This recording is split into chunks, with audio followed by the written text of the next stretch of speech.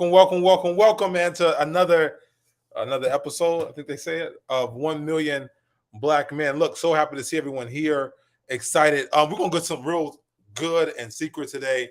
Well, first off, let me just say this: for those that are part of the heat wave around the country, stay cool. Stay cool. I know that there's a lot of stuff that's happening right now around the country for the heat wave. So telling everybody, look, stay cool first off. And I'm really looking forward to today. Tonight is going to be one of those nights, real, what I call simple and easy. I wanted to share some secrets of thinking about, particularly about like your businesses, right? And for those who are not in business and you are getting in business, this is going to be a great session on how to think about the industries that you're getting into. So again, for those who are kind of part-time in business or starting to get into business, this is going to be a great session, on how to look at businesses, how to analyze it from a Wall Street perspective. Now, we are in the future going to get into some stock stuff. We are going to get into, picking out some stuff. As you know, if you don't know, right now, we are going to, for the most part, be headed towards a recession. What does it mean to be in a recession, right? It means essentially that the economy contracts, meaning that people spend less investment, less economic activity. The reason why we can say this now, I can say this to you, is because of what's happening in Asia. Usually what happens in Asia precedes what comes over into the Western world, especially now with the China market. So the way the markets are set up, we're about 10 to 12 hours behind the Asian markets, right? So you should know that. We're about 10 to 12 hours behind the Asian markets. And so when we have recessionary things that happen over there, it's only a matter of time before it happens over here. Plus, they do a lot of our production, manufacturing, and making of products around the world. But with that, real quick, hey, in the building, everyone coming to the building, please put a 1 in the chat. Let us know you're here tonight. We got folks coming in. I know we sent out some texts, some emails. We got folks coming in. So I want to make sure people get an opportunity to come into the building, right? To come into the virtual building real quick and to go through some things. We go real quick, a quick recap what we talked about last time. Just remind us, right? We talked about last time. We got a little bit into talking about interest rates. We talked about BRICS, right? For those that didn't know who BRICS is, right? Brazil, Russia, India, China, and South Africa. We talked about the allies of the U.S., the BRICS, who holds global GDP. We talked about how the U.S. and its allies have about 44% of the global GDP. And the BRIC nations, Brazil, Russia, India, China, and South Africa, hold about 40%. So 85% of the global GDP, meaning that the global economy are in these countries, and the rest of it, 16% is everywhere else. Now, we talked about also inflation, what that means for inflation if these countries start to not use the U.S. dollar and start to use their own currency, right? We talked about what that means for us as a people, particularly over in the West, but also across the African diaspora, if the BRIC nations start to combine their wealth more and not use the U.S. dollar. If you missed that, you can go to the last episode and we break all that down. Today, right, put in the chat, today, we are going to do something a little bit more unique. And today, we're going to talk about a concept that not only did I learn, but that I've had to apply. And that concept is from a business analysis perspective, okay? Right? Business analysis perspective. Again, I'm going to help those who are currently in business, right? But also currently looking at going into business. We're going to assist those as well. If we can send out real quickly, my back team, let's send out another email to let everyone know that we're live.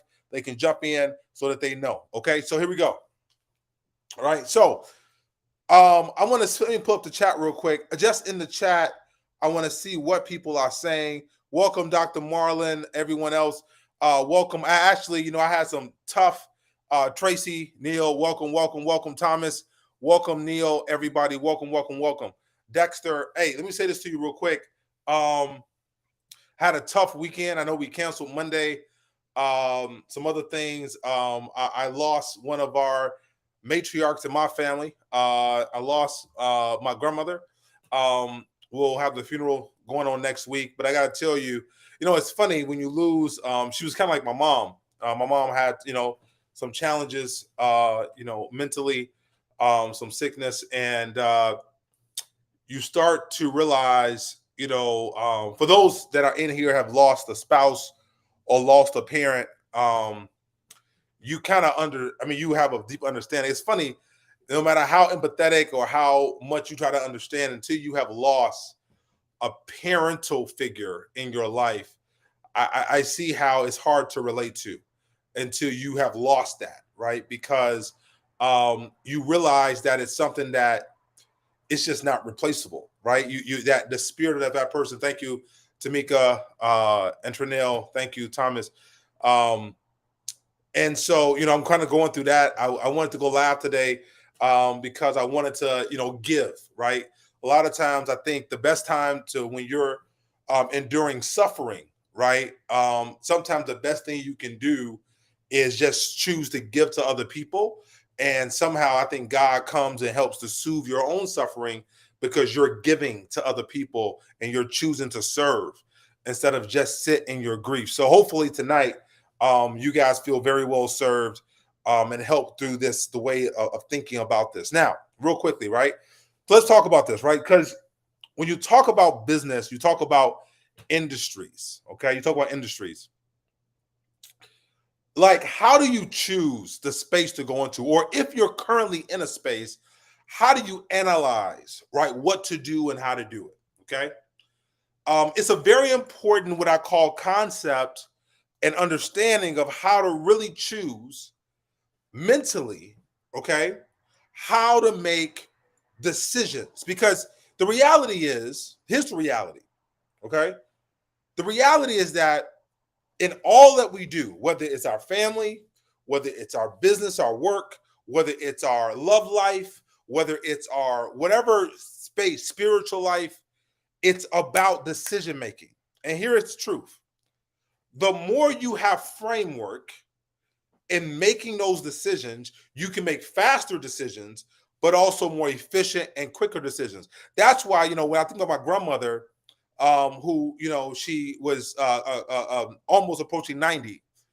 I think about how when you talk to older people or elders or people that have been around a long time, right? They've seen a lot. They got 80 plus years of experience, right? They can say something to you if you've experienced this before, right? Put it in the chat, right? Put a 1 in the chat if you've experienced this. They can say something to you and you've been racking your brain for a week about it, and they can say 1 or 2 sentences and they can give you clarity. Why is that? Because they've seen so much of life, right? They've seen that, what I call, that situation before.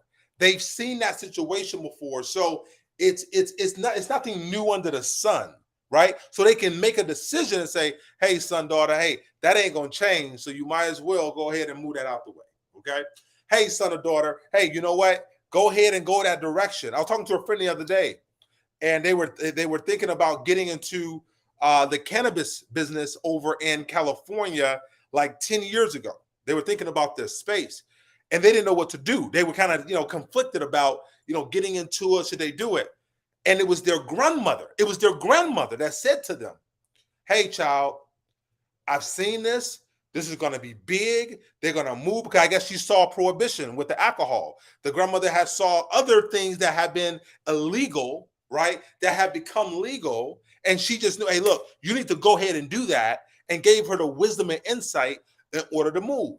So what I want to do tonight, literally in 15 minutes, is that I want to give you framework on how to think about business, industry, right? Even certain moves. That when I give you this framework, you're going to be like, yo, we're going to make this so simple. So look, if you're here, like, share, let somebody else know, help bring them into the room, okay? Because I guarantee what I break down tonight, they've heard it before, but they're going to hear it with a different ear, or they're going to see it with a different eye, okay? So I want to go through this real quickly and knock this out, okay? So if you're at home, I want you to write this down. Write this down if you can, or take notes on your phone. You've heard these concepts, but I'm going to really break them down. Here you go. Ready? Let's go. All right. So one is you got the jockey. Then you have the horse. And then I'm going to say this one is going to be a question mark secret because I want to kind of, I almost today want to kind of do like what I would call like, I want to do an economic preacher type of thing, right? I want to give you some stuff, and then at the end, I want to bring it all together like a great comedian, right? And I want to make you laugh. Well, like a great preacher, I want to make you jump up out your seat and go, oh, yeah, that's right. Amen. Okay. All right, here we go. Ready? Ready for this? So when you're looking at whatever business, industry, and things you want to do, okay? Now we'll make this personal, okay? Right? You have to think about, now I think my team, let me know if you guys can bring up those images. I know some of those images were not working, but let me know if you can bring up those images because that would be great to know because I want to be able to illustrate this for the audience. But so they cannot upload the images. That's okay. That's fine. So here we go, right? So a jockey, right? If you know anything about horse racing, right? A jockey essentially trains the horse. A jockey is, they have to be certain height, certain weight, everything, right? To be a great jockey, okay? All right? So the jockey represents you. Or it can represent someone else. Okay? Right? What does the horse represent, right? But obviously, the horse represents, right? The horse represents, okay, the company. Okay. And the way that this usually gets played out is this, right? The way it gets played out is when you got a horse and a jockey, okay? The way it gets played out is what type of jockey are you and what type of horse are you getting on? You can have someone, right, who's an amazing jockey, an amazing you. You have the skill sets, you have the experience, you have everything you need, okay? Right? You have everything you need. Or it's someone else. You're investing in somebody and they have everything, the network, the knowledge, the skills, okay? Understand that. Let me put that down here for you, right? When you think about yourself as a jockey, you have to see yourself in these categories. What is your knowledge? Number one, what is your network? Number two, and then number three is, what is the person's skills? Okay, right? All of these are different things that are there, and it's super important to understand. What is the knowledge? One, network two, and skills three. Knowledge, okay? Knowledge is that what have you obtained, obviously, to run this thing and do it. The network is the people, right? Whether some businesses require you to have management people, some businesses require you to have high-level relationships, some businesses require you to have low-level relationships. People mix this thing up all the time. When I worked at the White House, it was very interesting during that time, right? Because at the White House, I had a ton of federal relationships. Still today, I have a ton of federal relationships, right? I can get people White House tours. I can get meetings with the Treasury. I can get a lot of high-level meetings. We have Dr. Marlin. If you can put something in the chat real quick, Dr. Marlin is part of one of our mentoring things that we're doing. I made a phone call, right? Dr. Marlin, he got into something that would normally cost about $10,000, right?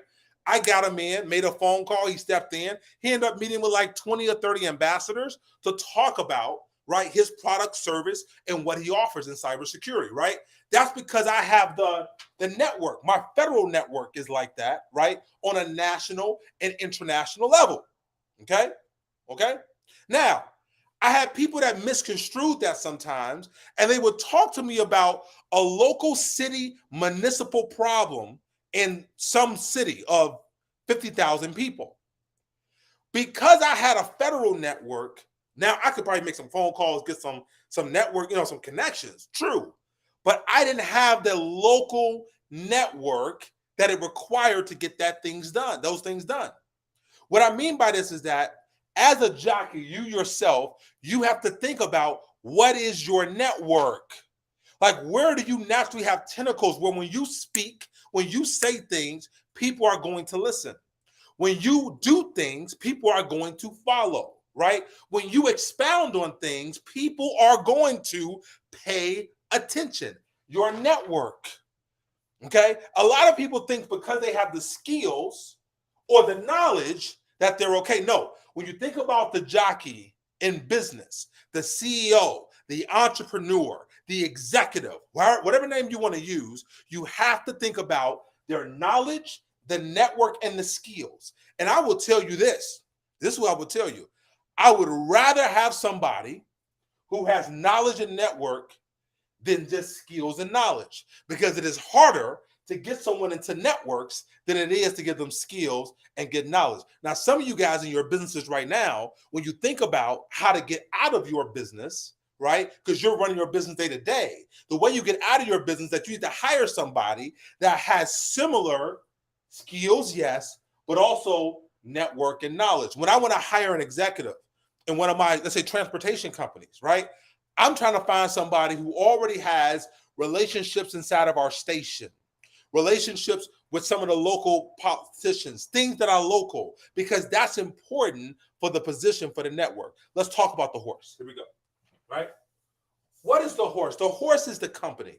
Now, I have seen many people who are good jockeys. They're actually good jockeys. They got great management skills. They got the network. They got the knowledge. But the company that you choose, okay, the company that you choose to be a part of, or the company that you choose to build, you could have a bad horse, or you can have a great horse. Can I tell you something? There are a lot of people that people praise and talk about and give them great hand claps and all kind of stuff, right? Okay? But, listen to this. They were on a good horse. They were not a good jockey. They just had a good horse, okay? What I mean, let me bring this in real time, give you a great example, okay? I talk about this all the time, and everyone kind of laughs when I say it. Remember Uber, okay? Uber, right? Everyone know what Uber is, right? Okay?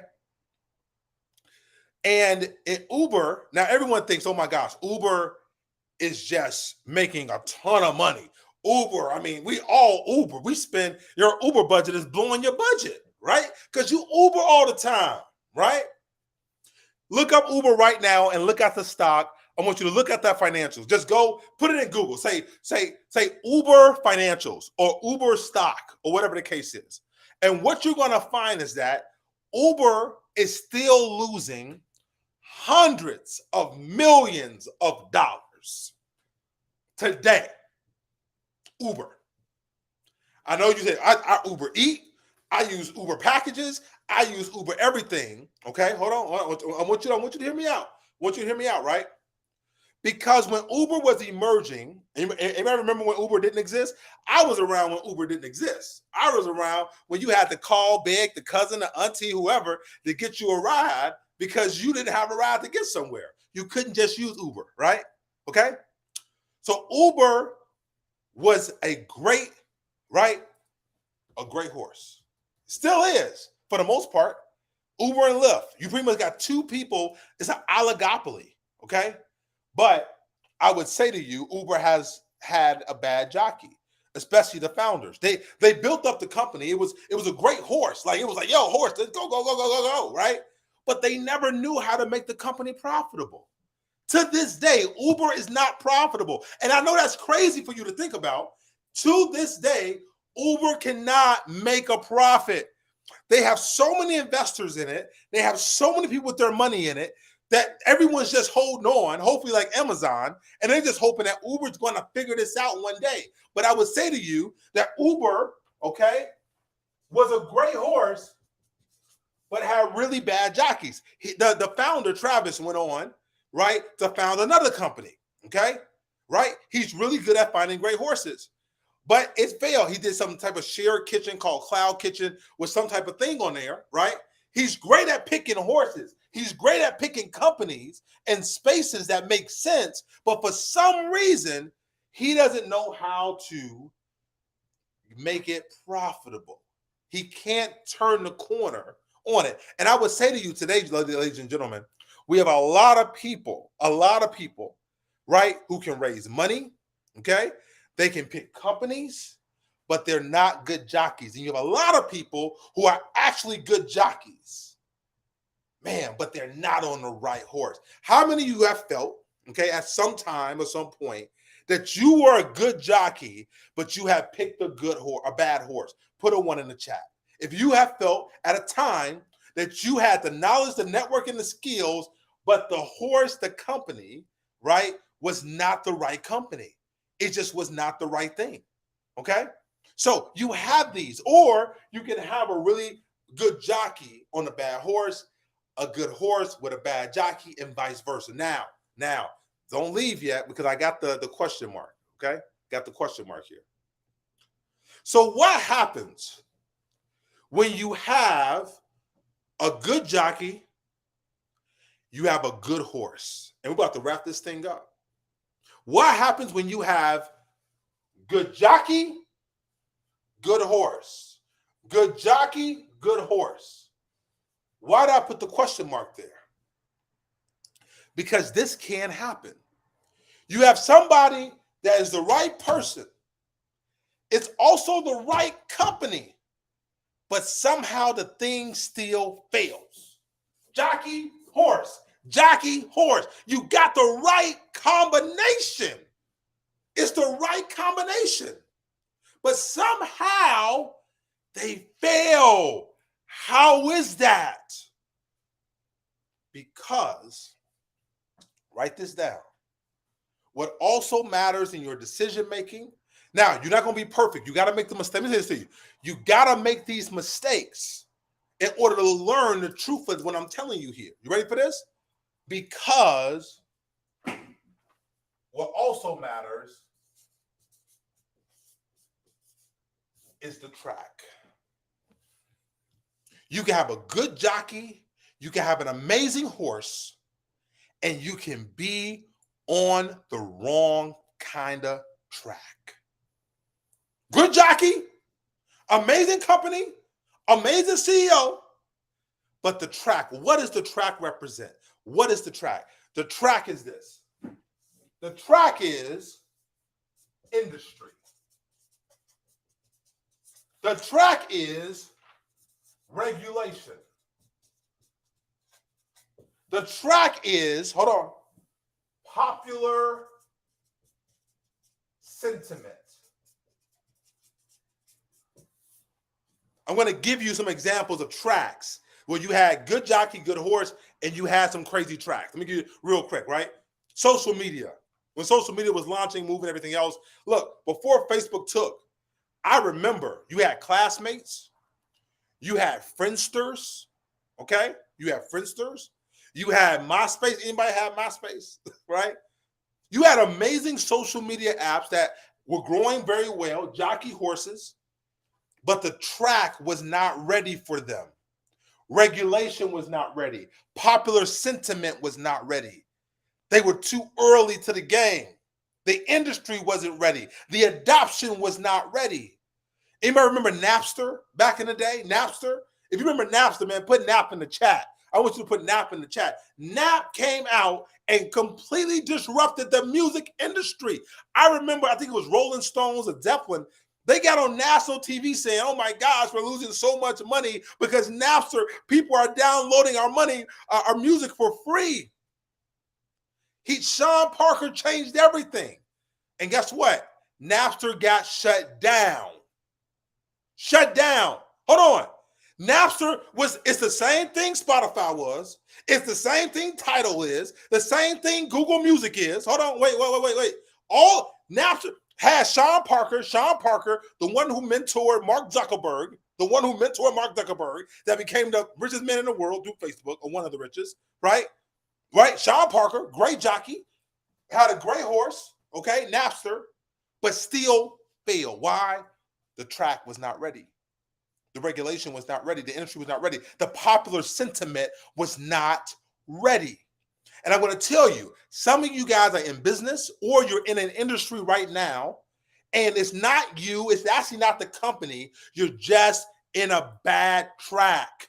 Get off the track because you can't fight these things. Industry, regulation, popular sentiment. Some of these things you cannot fight. Okay? And so you have to go, you know what? You have to dust it off. I love the quote. I want to bring in just an example here. I don't want to get biblical, but I want to bring a biblical example. Jesus told some of his disciples, he said, hey, when you go bring the message, hold on, wait. They had the right message. They were the right people. Jesus sent them, okay? They had the horse, right? Right? They had the right company. They had the right book, the right things.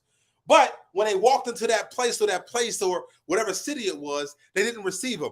He did not say convince them somehow to believe. No. Dust off your feet and keep on moving.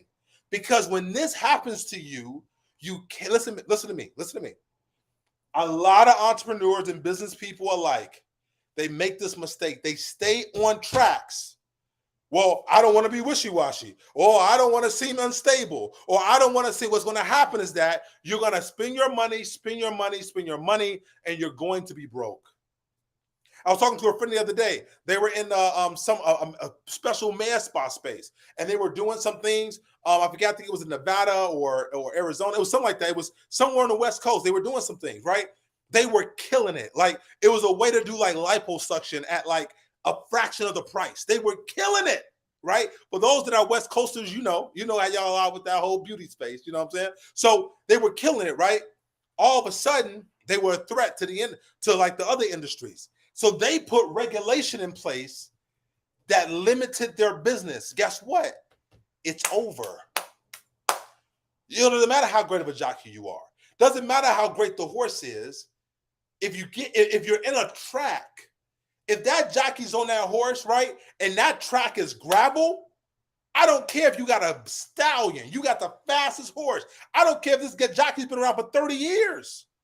If he gets on a track that's gravel and he loses, well, guess what? It was because of the track. So what is this saying? What am I trying to build? The framework here. When you're looking at your business, when you're looking at what you're trying to do, you have to think about yourself or the person you're investing in. What is their knowledge, network, and skills? What does that look like? Does that fit? I'm telling you right now, I have made the mistake. Listen to me. I have made the mistake of investing in a great horse, great company, right industry, right track, really bad jockey, or great jockeys and not the right type of industry, okay? Or I'm too early, or I'm too late. The wave has gone and come, whatever the case is, okay? Right? You have to be conscious of this.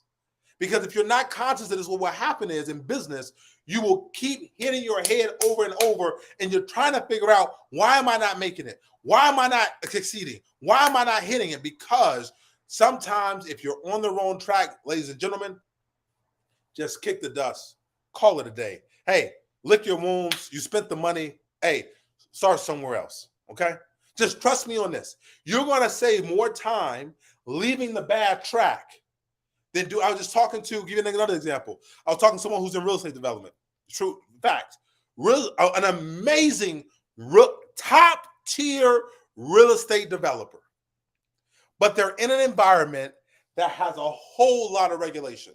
Like, just to get started to dig, it takes them months to prepare to get to dig, while they can go to other states and they can dig in a week. So hold on. So it takes you 8 to 10 weeks to start versus another place you go to, it takes you a week to start. Look, guys, it's not a matter of a horse and jockey. It's just a bad track. So I want you guys to look at yourselves, look at your industries, your businesses. Some of you guys have great horses. You have great tracks. Hey, you might not be the right jockey, or you have to become the right jockey, okay? You have to become the right person for the industry, for the horse, for the track. Sometimes that's the case. Sometimes, hey, You need to change companies. The horses, the industry is great, regulation is great, but you need to have a different slant. You need a different movement, a different nuance. I think about Netflix, right? Netflix, hey, has some good leaders, all kind of stuff, right? Netflix, if you remember, they used to, mail you the CDs, the DVDs, okay? But they made a great decision. Netflix went into digital really before anybody else did. They had, if you think about this, Disney, Paramount, HBO, Netflix had about a 3-4 year run before everybody started to take digital seriously, right?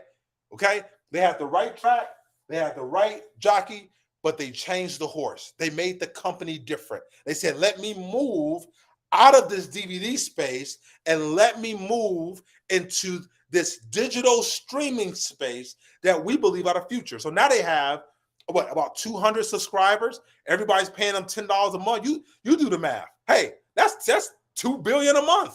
Now they can pay for all their own stuff, all their own media, all their own content. Okay, look, good jockey, good track, but Netflix, they changed. I'm gonna put them up here.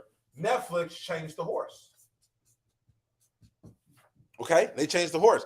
I hear a lot of stuff these days about the whole online marketing space. Let me tell you guys something, right?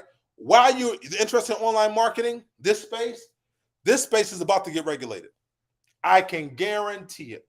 Just like websites did, just like everything else. There are too many people online that are scamming.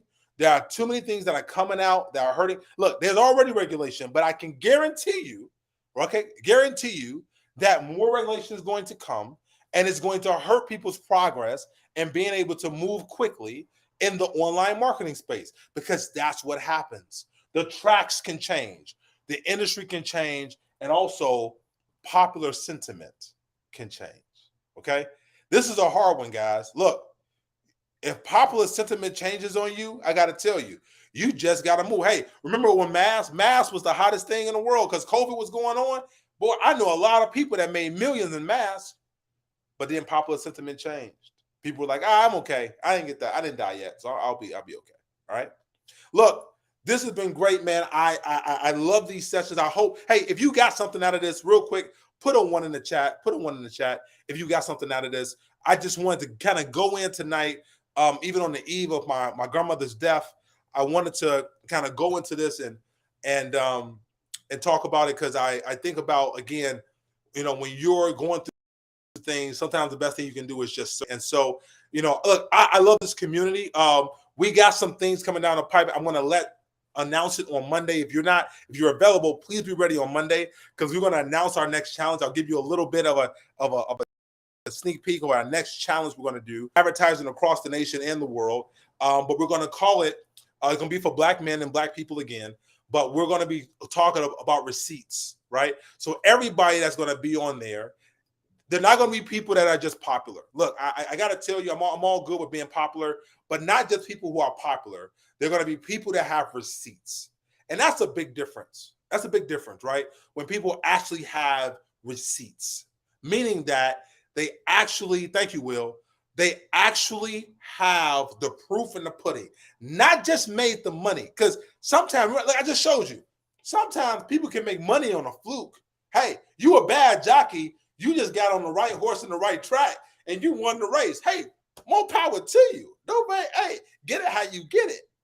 But does it make you a good business person? Understand that. Doesn't make you a good business person and a good decision maker. Okay. So we're going to get with people that long-term receipts in business in all kind of industries. We're going to be presenting those people to our community to help our community grow and learn and also do things. We're also going to be announcing the things that we're going to be doing for young Black men as well, right? To assist our young men, right, to develop with the right knowledge, right mind space as a Black man in order to grow into, right, someone of character, respect, and such. But I'm really excited about this, guys, and I'm so happy. Look, I'll close out with this one last thing. I know people are chatting a little bit. I want to say one more thing to you guys. And you can look this up. I'll go into this later. And I know I get a lot of deep concepts, but I want to give this before you go, right? There is something called a moat, M-O-A-T, okay? It's called a moat business. And what that is, a moat was something that if you had a castle, okay,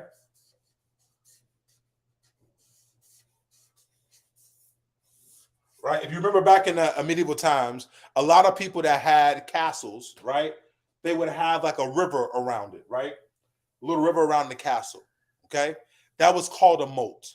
And what that moat is a protection, whether it's regulatory protection, whatever it's a protection, and it's protecting that castle. So that business, I'm going to use that business. Okay, they call these moat businesses. This is a term that you can look up later and check out. Okay, and what a moat business is a business by where you have certain protections that make you a staple within the society or the industry, meaning that you're not going anywhere because society or the industry needs you. Okay, if you can ever find a business like this, ladies and gentlemen, you have hit the jackpot for generations, like seriously generations, right? If your business becomes something that's a moat, meaning that it's something that, man, the country needs, they have to have it. What are examples of moats? Okay, an example of moats are railroads. Okay, railroads are infrastructure, right, that's been around for years. Remember, railroads was private industry. A lot of the original people in railroads still have interest in those railroads. Okay, right? So railroads is a moat. Another moat is this is a big one, right? Your FICO credit score. Your credit score is a moat. Think about this. Dude, Fair Isaac Company is a private company, y'all. But the government, you can't buy a car, you can't get a house, you can't get nothing without a FICO, right? They created something where literally it's protected, because if you take FICO away, it can actually hurt the entire space, right? Call it too big to fail, whatever you want to call it. But if you ever find industries like this or create an industry like this, you are rich like for the next 10 generations, okay? Right? And this happens, okay? So I want to give you an example. We'll go through that more next time, but we'll talk about moats, right? Matter of fact, I'll put that on the next one. We're going to get deeper into how to find moat type of businesses that have a level of protection, like the river, right? A level of protection because there's regulation, there's industry, and there's popular sentiment, right? In order to protect you in the space that you are in, right? A moat, you become a moat industry, right? Right. All right. So with that, hey team on the back office, let's go ahead and get it set up. Look, I love this, guys. I thank you so much for allowing me to serve you and allowing you to, I'm appreciative today that I have this great community of folks. But yeah, get ready. We are going to be launching a lot of different things coming forward. Again, thank you for the opportunity to serve you. And this one for sure, Grandma, I love you, and thank you for everything you've done for me. And this one was for you, right? This one was for you. Hey guys, you guys have a good night, man. God bless y'all, and I'll see you at the top, because the bottom is just way too crowded. Peace.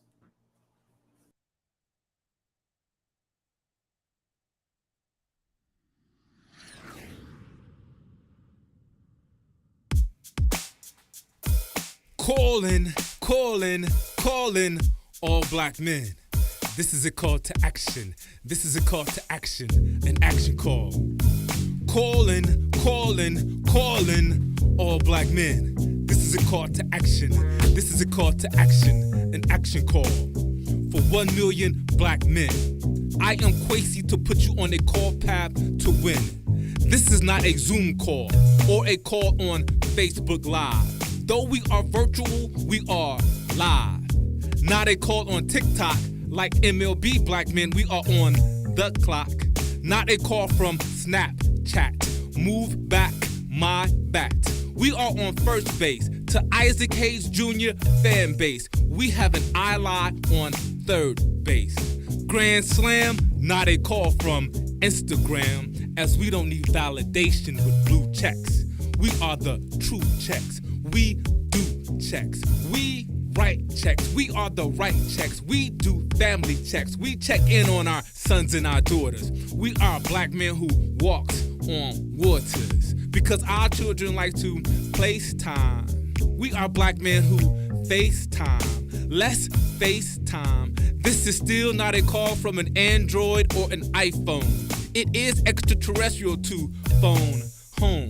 I know sometimes black men, we have to travel around the world to be appreciated at home. But you are not alone. You are in the each one, teach one green zone, where the elusive weapon is the truth. We are the black truth. We are Paul Pierce, the truth. We are the loot. We are 1 million black men strong. We will get along as we landline. We walk across their blue and red line. Now this call is from a landline with rotary numbers and a coiled cord. We are 1 million black men on one accord.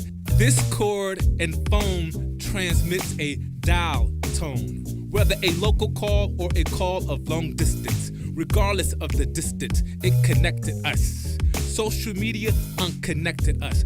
Our homes need us.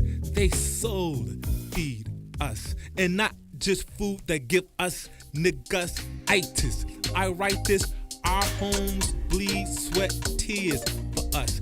Black men, it is up to us. It is on us, not to just procure the bag. Buddha bless one, share it with me. Get the info under your afro, bro. And establishing sovereignty to be a one united bank for economic just us.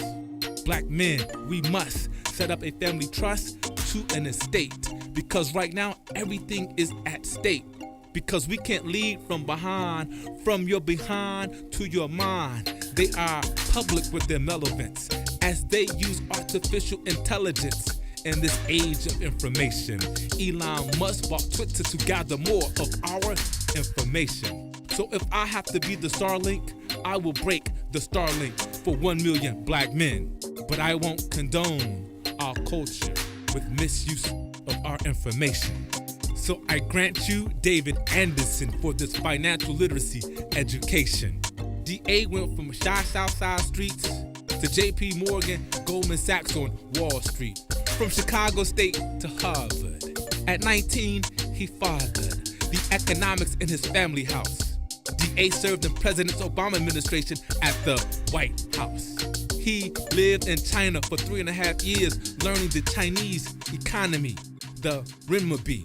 To the British pound, black men, let's get this pound. To the European euro, we NBA step into the euro. To the Uganda chilling, black men, let's be empowered by our billing and be willing to learn and understand. Money is just a tool to build unshakable wealth. 7 generations deep, that DA will teach that we can compete in an economy beyond that's local. Black men, we must think global. So I present to you David Anderson to put you on this financial literacy path to win. Welcome to the movement. 1 million black men.